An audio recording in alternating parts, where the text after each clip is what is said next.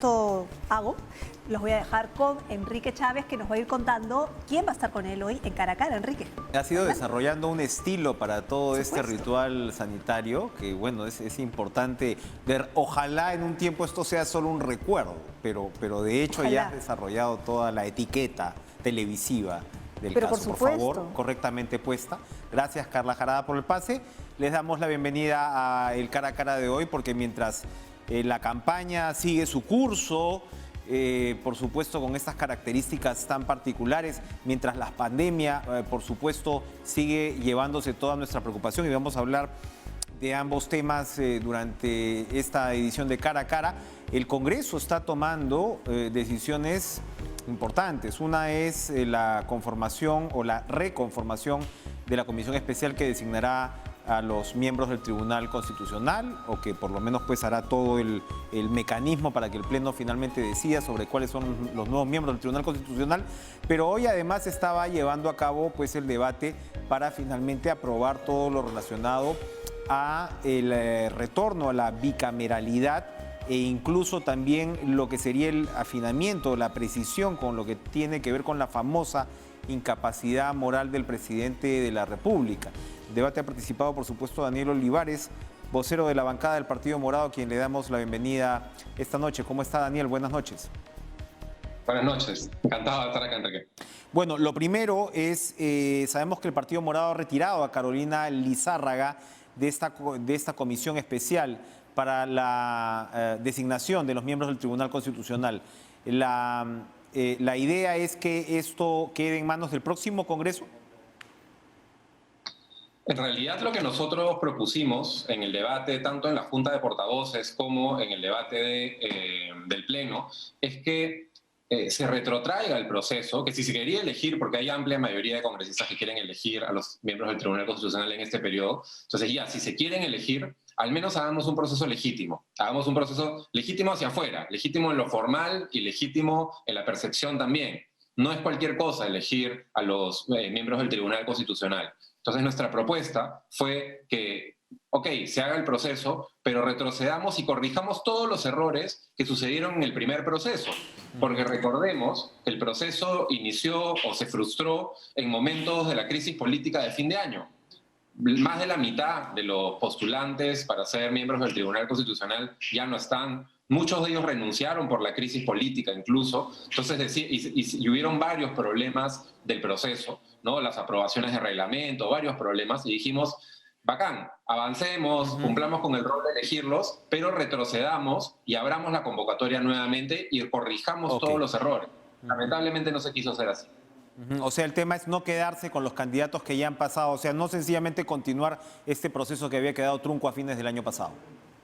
No solo con los candidatos, sino con varias cosas del proceso que habían sido complicadas, los excesos de formalismos, priorizar, por ejemplo, la cantidad de años que alguien tiene sobre algo versus la calidad de su actuación, o por ejemplo que no tengan vínculos o cuestionamientos de corrupción. Habían varios problemas en el reglamento que se podían haber discutido, pero lamentablemente no hubo esa voluntad política. Entonces, el Frente Amplio ya lo había hecho antes, que no había nombrado a nadie. Nosotros sí nombramos a Carolina Lizárraga como nuestra representante.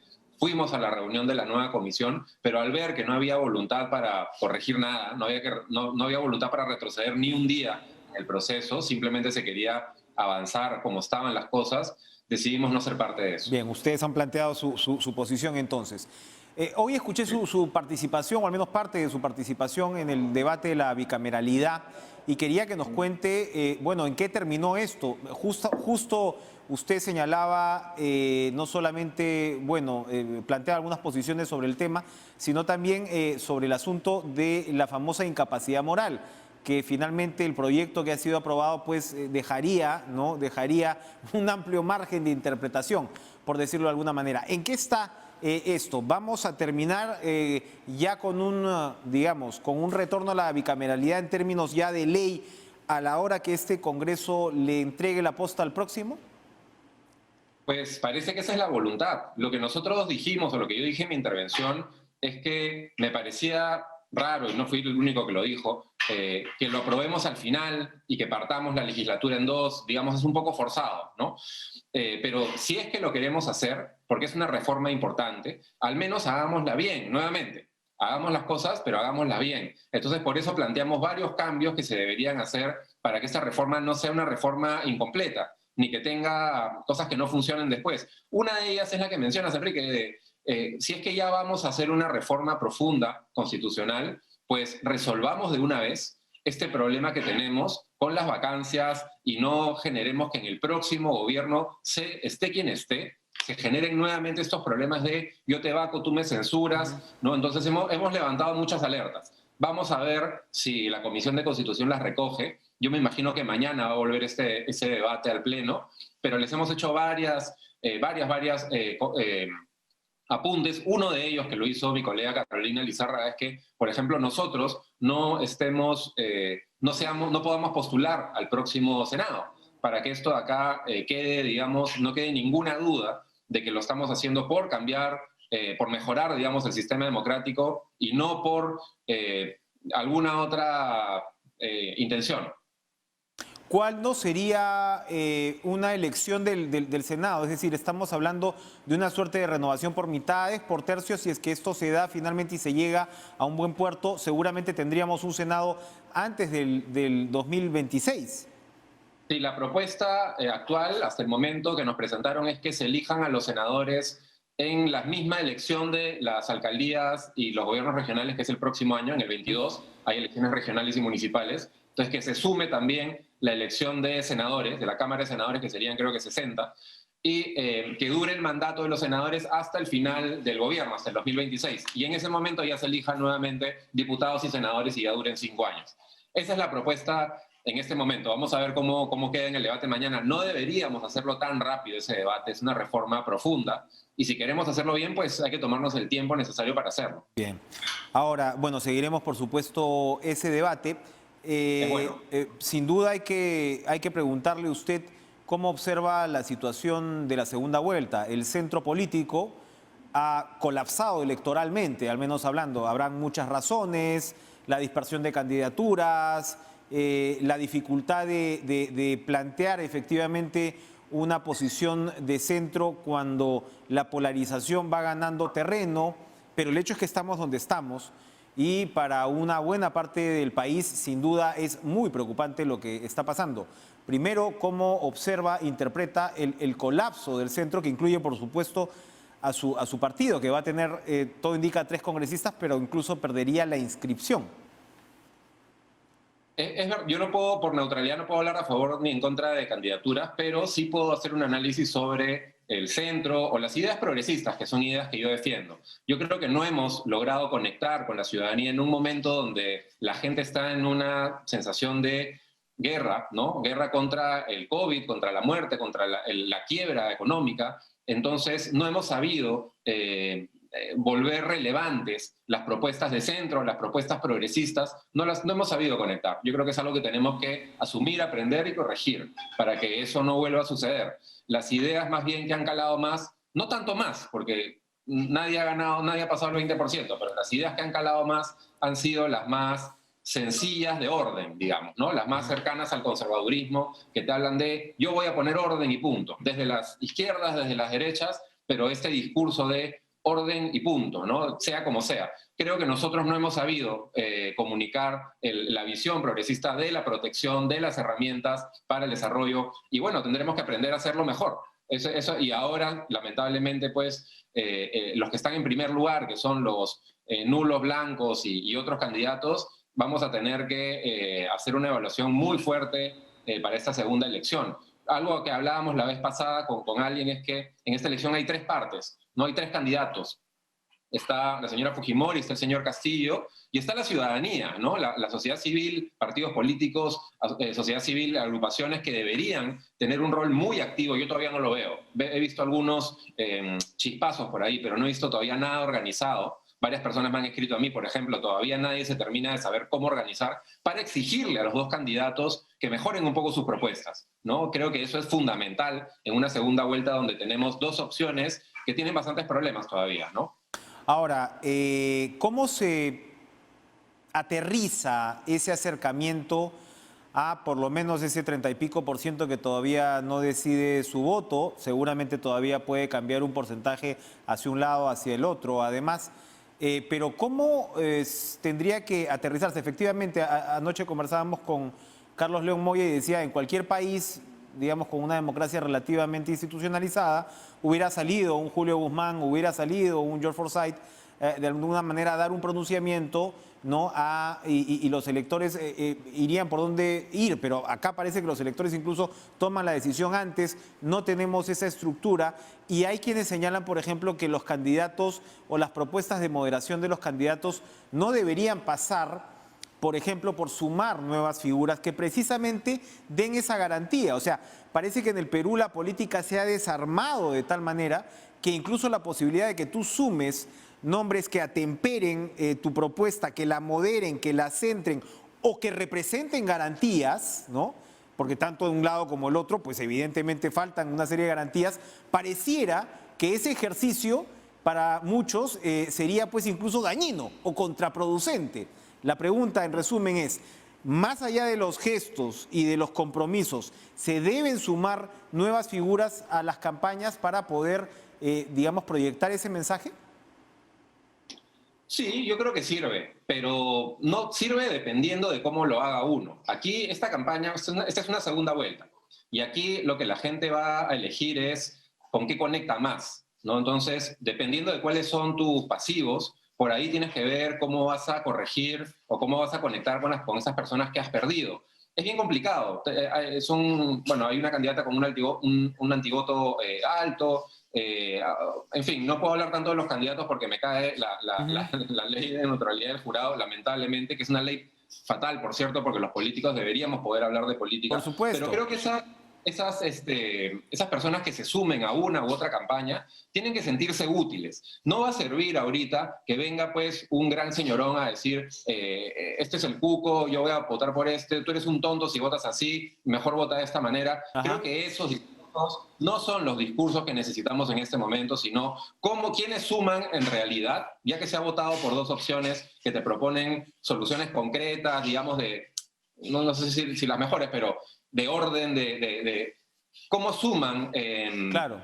los actores que complementan su propuesta, digamos, pero para que sea útil y tangible para la gente. Estamos en una emergencia y todavía yo no escucho a los candidatos hablar mucho de cómo van a hacer para combatir la emergencia. De repente por ahí tienen que reforzar. Cierto. Ahora, para ir finalizando, ¿cómo queda el Partido Morado? Hay un sector que pide, en fin, cambios, que pide que Julio Guzmán retroceda en su liderazgo. ¿Qué va a pasar con el Partido Morado? ¿Cómo se va a definir su futuro? Bueno, yo soy un nuevo militante, digamos, ¿no? Yo entré como invitado y me inscribí en el camino con ganas de construir colectivo. No soy dirigente ni nada, entonces no estoy en esas discusiones, pero yo lo que asumo que es que cuando uno no tiene un resultado, el resultado que esperaba, tiene que evaluar y corregir, lo que sea que eso signifique, ¿no? El Partido Morado tiene elecciones internas este año, está en un proceso de transformación, se tiene que evaluar, se tiene que escuchar a las bases. Creo que ese es el trabajo que se tiene que hacer ahora, escuchar y relanzar, ¿no? Y aprender de las cosas que no se pueden haber hecho bien para ver cómo salimos reforzados de esto. Felizmente el Partido Morado ha demostrado que tiene organización, no es un partido de temporada, digamos, ¿no? No es un partido cascarón. Entonces yo confío en que una vez que se decida cuál es el norte, se pueda construir rápidamente. No creo que lo más difícil va a ser esa discusión de hacia dónde vamos, ¿no? ¿Cuál es el norte? Una vez que se haga, se va a poder construir, porque la logística, la maquinaria, la gente comprometida está. Eso es lo que yo he podido ver hasta ahora, por lo menos. Perfecto. Gracias, Daniel Olivares, congresista, vocero de la bancada del Partido Morado, por acompañarnos esta noche. Vamos a seguir hablando, en este caso ya de la campaña, con Alberto Adriancén, sociólogo, ex candidato al Parlamento andino por Juntos por el Perú. ¿Cómo está, Alberto? Buenas noches. Aló, sí. Sí, escucho perfecto. ¿Qué tal, Alberto? Buenas noches. ¿Qué tal, Enrique? ¿Cómo estás? Buenas noches. Un gusto escucharte. Igualmente. Lo primero es, hay comunicaciones, no sé si son oficiales, usted sabe, de incorporación de miembros del equipo técnico de Juntos por el Perú a la campaña de Pedro Castillo, o son las famosas bolas limeñas que se siguen reproduciendo. Me parece que es lo segundo, ¿no? Yo lo que hay son varios comunicados, tanto de Juntos por el Perú como Nuevo Perú, ratificando su apoyo al triunfo de Castillo. Más de eso Perfecto. no sé. Ok. No, pero espero que se produzca, dicho sea de paso, porque eso va a aliviar mucho y va a eliminar incertidumbres que existen ahora, ¿no? ¿Cuáles serían esas incertidumbres y cómo una sumatoria por el lado técnico, se habla del equipo económico, por ejemplo, se habla del señor Frankel, el señor Dancourt, cómo ello podría de alguna manera aliviar esas tensiones? ¿Qué está pasando en la campaña de Castillo con el mensaje que él ha dado hoy en términos de que el que va a gobernar es él y no Cerrón, y Cerrón tuitea que no se peleen por él y que Castillo va a ganar? ¿Cómo están, digamos, cómo en una candidatura aluvional como esta juegan su papel los diferentes actores y quién más o menos se va imponiendo? Pero eso es parte, pues, de lo que ha sido hasta ahora la política, ¿no? En el país. Generalmente los presidentes son los que mandan en los partidos, ¿no? El caso Alan García, Ollantumala, ¿no? Y me parece que sí era, entre comillas, esta tradición que es bastante discutible, por cierto, ¿no? Donde el partido finalmente que gana las elecciones no termina por gobernar, ¿no? Sino que termina gobernando el presidente, ¿no? Y justamente lo que nos falta ahora son partidos, Ahora, más que presidentes. Pero acá precisamente lo que usted señala, el partido es en buena medida el que despierta las incertidumbres. Bueno, pero así es la democracia, pues. Lo que pasa es que, bueno, gana el que tiene más votos, esa es la regla de oro de la democracia. Yo puedo estar de acuerdo o no de acuerdo con lo que dice Cerrón, o sea, pero me parece que eso no quita que una democracia, los que, como usted ve en el caso europeo, en el caso norteamericano, mexicano, argentino, son los partidos los que organizan la política, ¿no es cierto? Inclusive los caudillos en Argentina son de partidos, o sea, no son por encima de los partidos. Y creo que eso permite, o sea, eso abre las posibilidades de cooptación a los presidentes. Claro. Con lo cual no quiero decir nada en sentido oculto, ¿no? Y creo yo que, y yo ojalá y espero que el partido coincida con el presidente o el presidente coincida con el partido, más allá de que a uno le guste o no. A mí me pueden discutirle muchas cosas, pero yo soy un simple elector, mi voto no vale casi nada o nada, ¿no? Entonces, me parece que es fundamental que eso se resuelva de la mejor manera, porque además vamos a tener un Congreso fragmentado. Yo creo, no soy tan optimista como Castillo, que está bien, ¿no? Si usted lee la entrevista al almirante Montoya hace un par de días en El Comercio, que se autopropone como presidente del Congreso, es obvio que va a haber un conflicto entre el Congreso y el Ejecutivo si gana Castillo a la segunda vuelta. Y obvio, O sea que, sí, y además ahora en Caretas también se hacía un recuento y varias entrevistas con varios líderes probables de sus bancadas, y más o menos entre ellos lo que decían era que no, esto de vamos a dejar abierta la posibilidad de vacar al presidente, más o menos lo que es lo que se está diciendo. O sea, el discurso ha cambiado, al menos entre varios electos. Quisieran, al parecer, quedarse con esa posibilidad. Y con el conflicto que usted está subrayando que va a haber, pues evidentemente no se van a venir tiempos fáciles, ¿no? No, yo creo que lo que, como he escrito hace poco, hoy bien en La Mula, disculpe, también Sí. en otras miradas, el autonombramiento, digamos. Por favor. La crisis continúa, o sea, las elecciones no resuelven la crisis.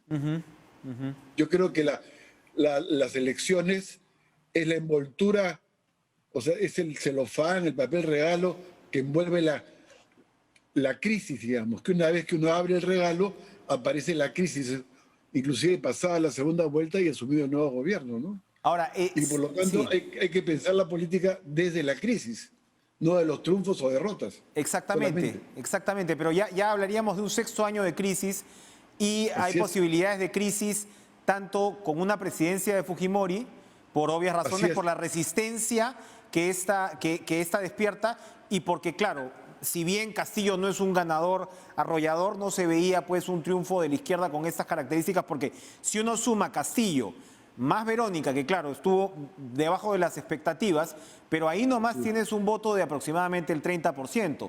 Verónica lo que sacó más, el radical de en esos momentos que era Goyo Santos, era aproximadamente 23, la suma de los dos. Estás hablando de 7 u 8 puntos más que tiene la izquierda como tal, ¿no? Y eso frente a una candidatura a una presidencia de Fujimori va a generar problemas. Y como señala, digamos, las bancadas que pueden ser la de Fujimori, la de el señor López Aliaga, la de Hernando de Soto y algo más por ahí, frente a una candidatura de Castillo, va a hacer el Congreso también un muro de contención. ¿Cómo se podría resolver esa dinámica para que el país no vuelva a pasar por la inestabilidad de los últimos años? Yo creo que se requiere una agenda nacional, o sea, y que el Congreso defina una agenda parlamentaria. Este es un viejo tema parlamentario. Yo he sido asesor parlamentario muchos años y siempre se ha reclamado una agenda parlamentaria que uno tenga la capacidad de previsión de lo que pasa en el Parlamento, de lo que se va a discutir y buscar puntos de consenso necesarios. Y yo creo que hay que hacerle, si uno quiere llevar la fiesta en paz, hacerle caso a la correlación de fuerzas, ¿no? Entonces, me parece que es importante que se pongan de acuerdo en cosas mínimas. Algunas de ellas creo que están, en mi opinión, más allá de que suene un poco no sé cómo llamarlo, ¿no? Extraño que lo diga, en el acuerdo nacional. Hay parte de un programa que puede servir como base para un acuerdo entre las bancadas, en lo cual reforma tributaria, gastos en educación, etcétera, etcétera. Me parece que hay espacio suficiente y por eso creo que es un error desde mi punto de vista, y lo he dicho, polarizar en esta segunda vuelta, porque eso impide acuerdos y incrementa más la crisis. Exactamente, usted se ha referido al Acuerdo Nacional, usted participó en el gobierno de Valentín Paniagua y se construyó esta suerte de estructura que nos sirvió. Ahora es muy fácil verlo todo en medio de esta polarización, pero una estructura que sirvió mucho tiempo porque incluso el Acuerdo Nacional era, ojo, no solamente para candidatos que fueron interpretados como de una izquierda un tanto, en fin, atípica como mala en su momento, pero también a Fujimori en su momento, es decir, sentarse y firmar el Acuerdo Nacional era una suerte de aceptación de los parámetros democráticos, por más, digamos, opuestas que fueran las visiones. Hemos perdido, o sea, ahora todos esos significantes parecen haberse borrado el mapa. Entonces, no sabemos muy bien cómo los candidatos se centran. Usted ya nos ha dicho que espera que Juntos por el Perú de alguna manera se incorpore a la propuesta de Castillo, pero por el otro lado habrá quienes piensan también desde la óptica de lo que debería ser Fujimori. No tenemos ahora mismo esta suerte de espacios donde se pueda llevar a cabo, ¿no?, este centramiento de los candidatos. ¿Cómo hacer? Así. Fíjese, yo creo que lo primero que me parece, y creo que es así, me puedo equivocar, ¿no? Yo veo más polarización en el lado de lo que es la derecha, ¿no? O sea, más bronca, más reacciones, ya no al borde del ataque de nervios, sino ya en el ataque de nervios, digamos, ¿no? En parte porque han perdido, ¿no? En parte porque no se imaginaban ese resultado. En parte porque le dieron duro a Verónica Mendoza y salió otra persona aparentemente más radical que Verónica Mendoza. Y creo yo que ahí también tiene que haber cierta calma. O sea, el almirante Montoya no puede decir, pues he andado con mi pistola 15 años y no quiero volverla a utilizar en una entrevista en El Comercio, ¿no? Me parece hasta amenazante. Sí, claro. Y es casi una metáfora del empleo de la violencia como mecanismo de frenar el avance de propuestas como la de Castillo de Juntos por el Perú. Y quiero contarle una anécdota como respuesta sobre el Acuerdo Nacional, que yo tengo muchas críticas del Acuerdo Nacional, pero en fin, ahora me parece útil. El año 2005, el presidente Paniagua me encargó la posibilidad de negociar con el APRA una tercera candidatura.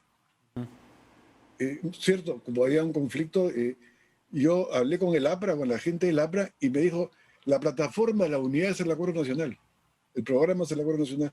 Me parece que la idea, creo yo, que se mantiene hoy día, y sería bueno, uno la puede emplear, en fin, ya es un problema de negociación entre los partidos que ganan, pero me parece que eso ayudaría mucho a tranquilizar y bajar las tensiones en un momento además realmente muy dramático, Enrique. La pandemia no perdona. Así es. La pandemia no perdona. Así Se es. acaba de poner hoy día un amigo muy querido Y se ha muerto ayer su hermana, hoy se ha muerto él, su hijo está en la vía Terrible. olímpica, y la pandemia sigue un curso absolutamente pues demoledor, ¿no? Y la crisis económica ya es sinceramente también casi la otra cara de la pandemia, por llamarlo de algún modo, y el país requiere cierta calma, ¿no? El país, el país requiere cierta calma, efectivamente, son momentos gravísimos. Vamos a ir a una pausa, pero quiero dejarle con una pregunta. Si, a ver, entendiendo lo que eran las propuestas, sobre todo de Juntos por el Perú, y si Castillo de alguna manera atemperase las suyas, o lo que hemos leído en el plan de gobierno de Cerrón, digámoslo así, con ciertas ideas que vayan por esa izquierda más moderada, ¿cuáles serían las ideas principales aplicables en el terreno económico? Vamos a una pausa.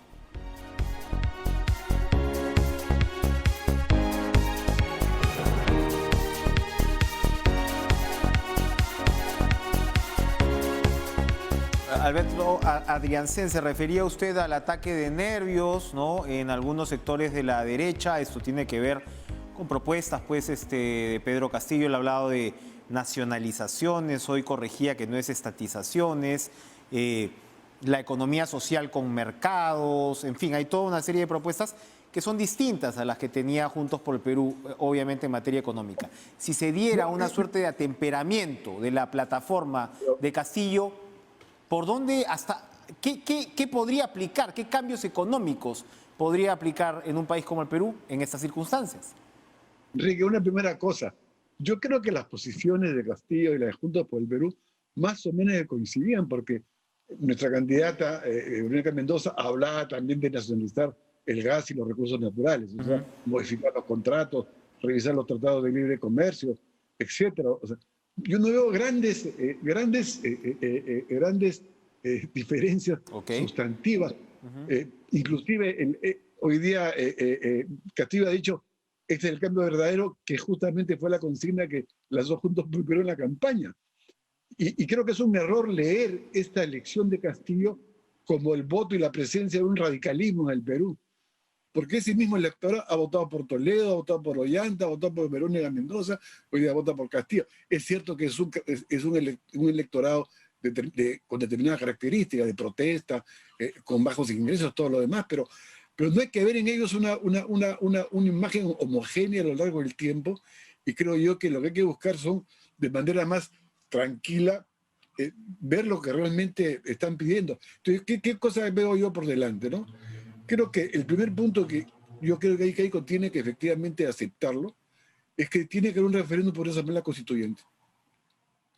Me parece que eso baja las tensiones. Uno para discutir si lo convoca este año, como en fin, si ganan las elecciones, etcétera, etcétera, creo que es fundamental. Y yo creo que esa asamblea va a construirse para hacer una nueva constitución y se verá cómo va a ser. Y creo yo, es un punto que me parece que ahí no hay posibilidad de negociar. O sea, ni Castillo, ni las fuerzas que apoyan a Castillo, creo que no aceptarían un gobierno sin un referéndum o sea, una consulta popular sobre la Asamblea Constituyente, ¿no?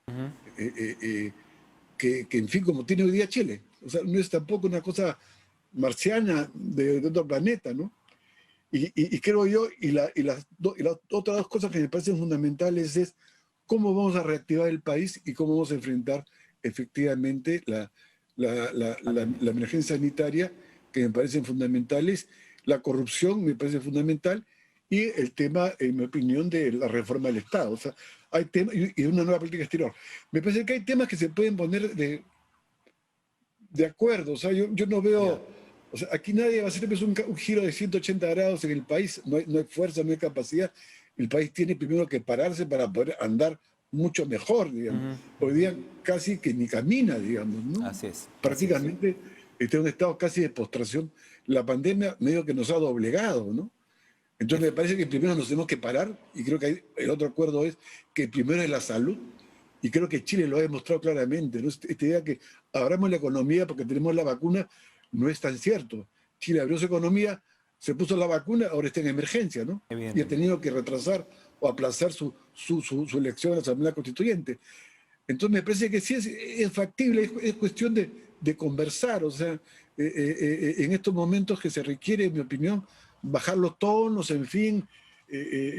Ya hay más de 150.000 muertos, Sí. no sé, y que es urgente eso. Entonces, yo creo que, y me parece, como dije al principio, la que más tiene que tranquilizarse, en mi opinión, es los grupos como lo del señor López Aliaga, en fin, ¿no?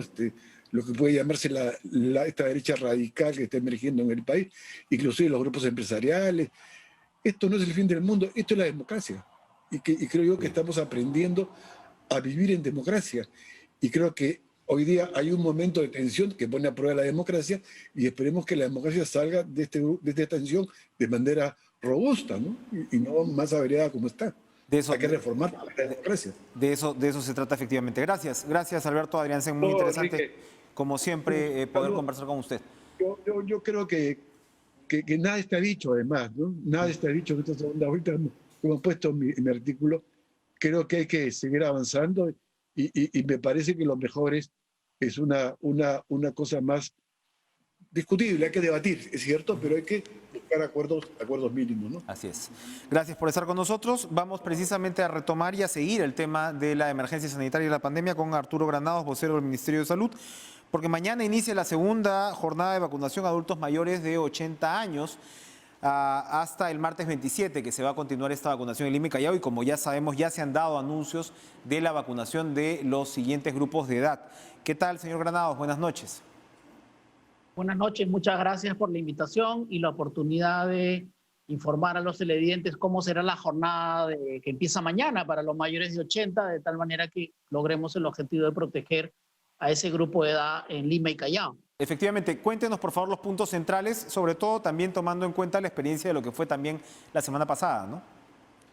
Sí, basados en la experiencia de la semana anterior, que fue una buena experiencia en términos de balance que hemos tenido, o sea, ha habido una respuesta positiva de la ciudadanía, los hijos, los nietos, los bisnietos llevando a sus abuelos a la vacunación, y hemos tomado algunas determinaciones que permiten mejorar este fin de semana la cobertura de vacunación y la atención. En la semana pasada teníamos para un poco más de 100.000 mayores de 80 años, teníamos 12 puntos de vacunación grandes, y hemos crecido ahora a 40 puntos de vacunación para los 28 distritos que nos toca a partir de mañana, es viernes, sábado y domingo, y después lunes y martes para los rezagados. Con el aporte de las municipalidades, tenemos estadios, digamos, grandes centros de vacunación que nos permite efectivamente tener el espacio y la comodidad para poder atender de la mejor manera a los mayores de 80 años. Y ese salto importante en el número de centros de vacunación, confiamos que en esta ocasión coadyuve a efectivamente mejorar la gestión de los aforos, y además el gran compromiso de la municipalidad es también en la difusión de la jornada a sus vecinos para mejorar la afluencia de este grupo. Igual hay que entrar a la plataforma Pongo el Hombro, porque esa te permite saber exactamente en qué local de vacunación te toca, qué día de esos 3 días y en qué rango de horario, de tal manera que efectivamente podamos tener una mejor distribución de esa población en esos centros. Esperamos vacunar 77.500 aproximadamente mayores de 80 años este fin de semana. Perfecto. Y ahí casi que ya se estaría terminando con este grupo de edad. Lo que vamos a tener es que es un tema que siempre ocurre en los procesos de vacunación, y ese también es un grupo de personas que no se vacunan y se convierten en una especie de rezagados, que igual las puertas de los centros de vacunación tienen que estar abiertas en el siguiente mes para aquellos mayores de 80 que todavía no hayan podido vacunarse. Okay. A partir del mes de mayo, nosotros vamos a tener un conjunto de centros de vacunación que van a permanecer abiertos ya de manera permanente al público para la programación de los otros rangos de edad, que son más numerosos, y por lo tanto necesitamos tener una vacunación todos los días de la semana, ciertamente reforzando los fines de semana, pero vamos a necesitar tener una permanencia, porque ya estamos hablando a nivel nacional, por ejemplo, de los mayores de entre 70 y 79 tenemos 1.300.000. Exacto. Y después, en el rango de edad de 60 a 69 tenemos 2.300.000. Entonces, lo que vamos a tener es una presión fuerte de la demanda de vacunación, y la oferta de los centros de vacunación es la que estamos ampliando en alianza con los gobiernos locales, además de la alianza que ya tenemos en un esfuerzo de conjunto con el salud, con los gobiernos regionales, las sanidades, las Fuerzas Armadas y Policiales, y también el sector privado que se suma. Entonces, por lo tanto, los mayores de 80 que no lograran vacunarse, digamos, en este mes, siempre van a poder vacunarse, pero el llamado es para que este fin de semana alcancemos la meta, y para eso es muy importante, Enrique, que las familias ayuden a sus adultos mayores a ingresar a la página Pongo el Hombro. Al haber ampliado los centros de vacunación, ha variado un poco los locales a los que les tocaba ir a los adultos mayores, y por eso es importante digitar en la web Pongo el Hombro, poner el DNI, y les va a decir en qué distrito, en qué centro de vacunación, qué día y qué rango de hora tendrán para vacunarse. Eso es muy importante. Mucha atención entonces, sobre todo para los familiares. ¿Cómo camina el proceso en el interior del país? Hemos visto al presidente Sagasti haciendo entrega de vacunas, ¿no?, de AstraZeneca, y ya esto también se pone en marcha. ¿Cuáles son los números de los que hablamos en el interior del país y cómo va a ir avanzando? ¿Cuándo se espera también culminar con este grupo de edad? Bien, hemos empezado con la dotación de vacunas de AstraZeneca que llegaron este fin de semana, más de 200.000, 276.000 dosis de AstraZeneca que han llegado, que ya se han empezado a enviar a las regiones.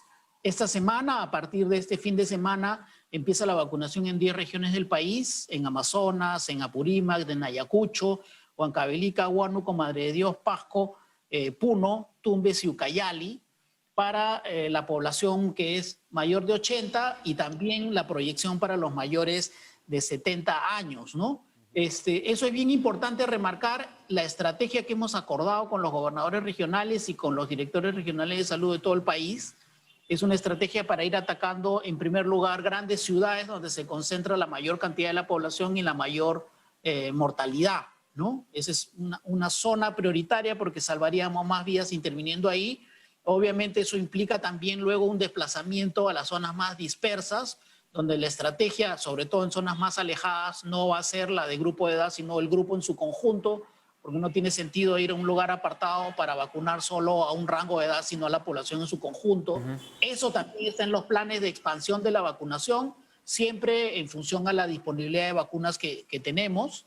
Y nosotros confiamos en que la capacidad de los gobiernos regionales se va a ampliar en la medida que también hagan alianza con los gobiernos locales. En el caso de las regiones también la vacunación territorial implica la articulación con e-salud y las sanidades para tener una respuesta sectorial y no institucional, ¿no? Ese es un mensaje claro que estamos remarcando con los gobiernos regionales.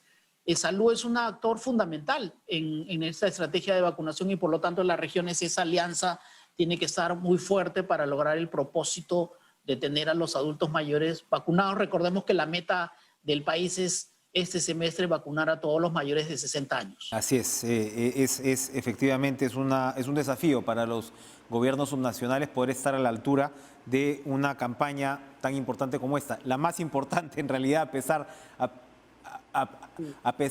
de la otra campaña. Para terminar, por favor, señor Granados, a partir del martes vamos a tener más información entonces con respecto a los adultos mayores de 70 años. Sí, primero nosotros recordemos que estamos viernes, sábado y domingo con esta programación, por eso hay que entrar a la página web Pongo el Hombro. El lunes y martes son los rezagados de este fin de semana. En el mes de mayo, a partir en realidad del último día de abril, que es el viernes 30, empezará el proceso de vacunación para los mayores de 70 años. Ese proceso va a tomar tranquilamente todo el mes de mayo, ¿no? En el caso del Lima y Callao, por eso decía yo hace un momento que los centros de vacunación van a estar abiertos. Estamos trabajando con las distintas entidades para colgar la programación en la plataforma Pongo el Hombro, de tal manera que todo ese grupo de edad pueda saber qué días del mes le va a tocar, dónde y en qué horario. Perfecto. Estamos haciendo algunas mejoras en la programación que nos permitan, digamos, repartir mejor la participación de los adultos mayores en los horarios de todo el día. Estamos pensando efectivamente, como ya habíamos mencionado antes, aumentar a turnos, ¿no?, de 12 horas. En fin, un conjunto de cosas que nos permitan mejorar la oferta para la vacunación en mayo y además para dejar esos centros funcionando en lo que va los meses siguientes, porque vamos a necesitar esa capacidad funcionando todos los días, ¿no? Claro, claro. Entonces, eso implica un gran esfuerzo interinstitucional y también intergubernamental, y estamos seguros que, a pesar de las dificultades que siempre se presentan, yo creo que poco a poco vamos a ir mejorando y vamos a lograr el propósito de hacia fin de año tener a la población peruana protegida y a finales de este semestre a todos los adultos mayores, el personal de salud, los que nos cuidan, que son las Fuerzas Armadas y Policiales y los bomberos, de tal manera que tengamos una meta de vacunación a este semestre de 4.600.000 peruanos protegidos. Perfecto. Y también residentes extranjeros. Perfecto. Arturo Granados, vocero del Ministerio de Salud, gracias por traernos esta importante y esperanzadora información. Vamos a ir a una pausa.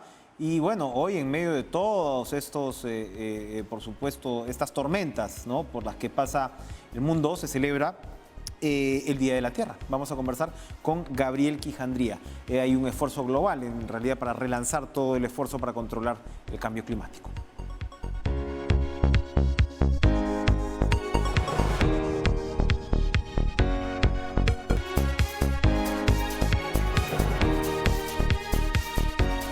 Hemos escuchado a importantes jefes de Estado hoy, comenzando por Joe Biden de Estados Unidos, relanzar, ¿no?, un esfuerzo importante para combatir el cambio climático. Hemos visto incluso pues, a presidentes como Jair Bolsonaro de Brasil, que no han sido exactamente los más creyentes en la materia, pero en medio de la pandemia, en medio de todas estas circunstancias, es importante recordar la importancia de este esfuerzo. Y vamos a conversar con Gabriel Quijandría, ministro del Ambiente, primero para que nos enmarque. Ministro, gracias por estar con nosotros, en lo que está haciendo el gobierno y el Estado peruano, porque, por supuesto, porque estamos hablando de una política de Estado en este contexto. Buenas noches.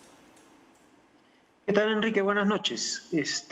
Sí, sobre este tema de cambio climático, sobre el tema que se ha discutido el día de hoy en esta cumbre de líderes del clima que se ha realizado en conmemoración del Día de la Tierra, pero además en conmemoración del regreso de los Estados Unidos al Acuerdo de París, y con anuncios importantes como los que ha hecho el presidente Biden, el exsecretario Kerry también.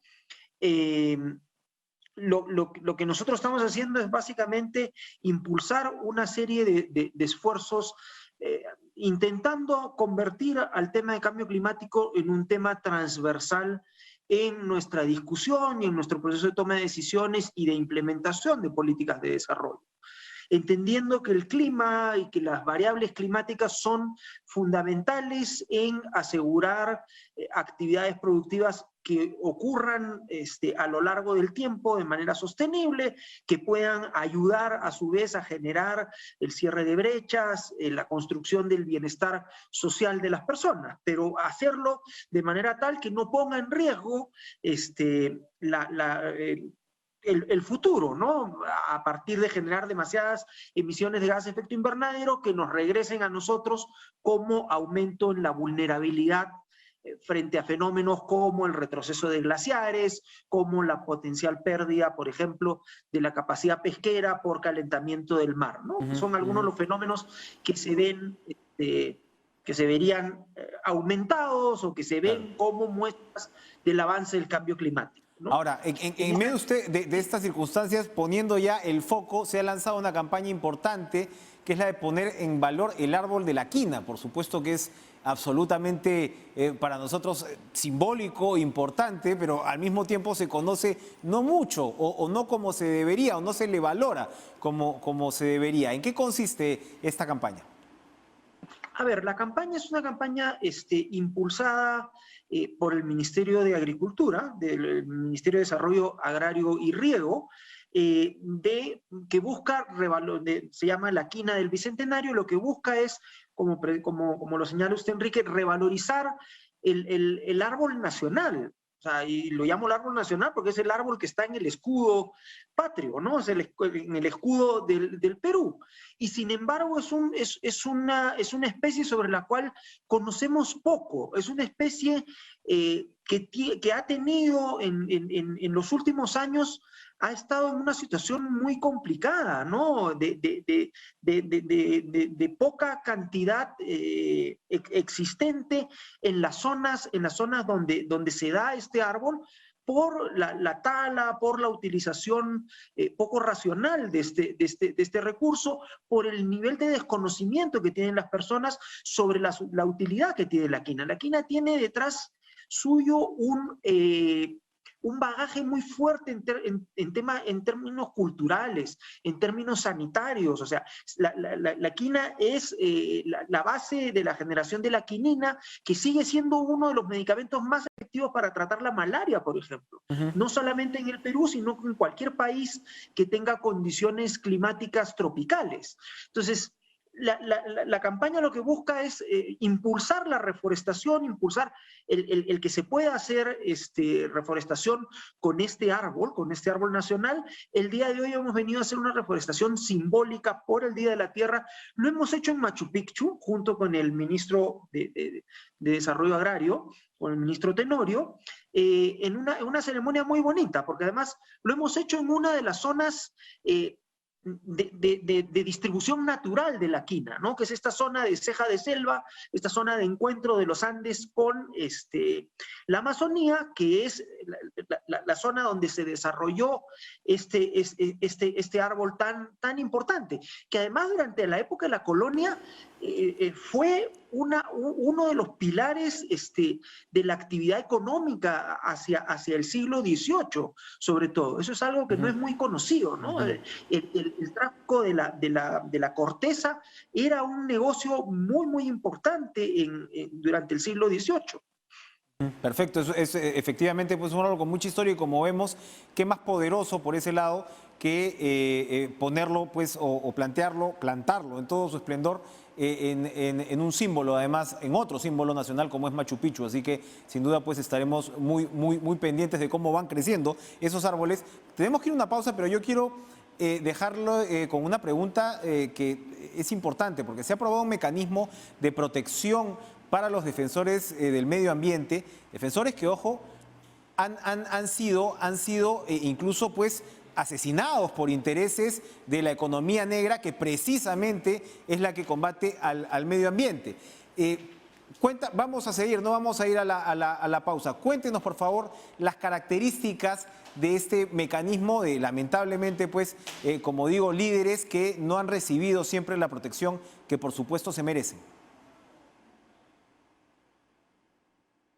A ver, la idea de este mecanismo, que es un esfuerzo que se ha llevado adelante desde el Ministerio de Justicia, con el acompañamiento nuestro, con el acompañamiento del Ministerio del Interior también, lo que busca es hacer más efectiva la capacidad de respuesta del Estado frente a estas amenazas que reciben los defensores de derechos humanos, incluyendo aquellos que trabajan en la defensa de temas ambientales, que también están vinculados al derecho humano o al derecho que está establecido en nuestra Constitución a un medio ambiente sano, que, como señala usted, Enrique, resulta siendo una actividad en algunos casos y en algunas zonas del país de alto riesgo, porque se opone a las actividades que realizan mafias vinculadas a economías ilegales de extracción de oro, extracción ilegal de oro, extracción ilegal de madera, que tiene además vínculos o conexiones con prostitución, con trata de personas, con esclavitud, ¿no? En situaciones de esclavitud en algunos casos, y que necesitamos, reconociendo este problema que ha habido de las muertes, de los decesos de estas personas, es que necesitamos afinar la capacidad del Estado para dar respuesta a este tema. En primer lugar, desde el Ejecutivo, con una capacidad de brindar garantías a estas personas que demandan garantías, que se sienten objetivamente están siendo amenazadas por la labor que están llevando adelante de protección del ambiente, ¿no? Su activismo ambiental, y que además, y que tiene que ser complementada, y el siguiente esfuerzo va a ir por ese lado, en el trabajo que se tiene que hacer con el Poder Judicial, con el Ministerio Público, sobre todo en regiones para hacer entender que los crímenes ambientales o la criminalidad ambiental no es como se piensa erróneamente en muchos casos un crimen sin víctimas.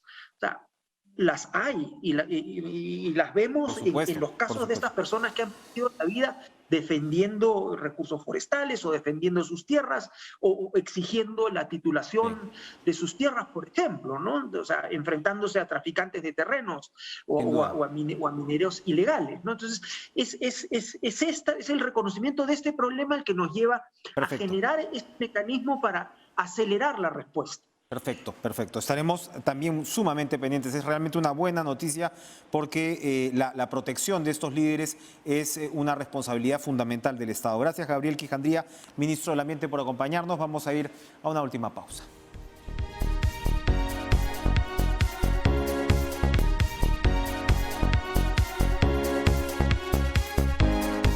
Hablamos de tiempo, pero los dejo con En Pared, con Lucho Trizano y Joana Boloña. Nos vemos mañana. Adiós.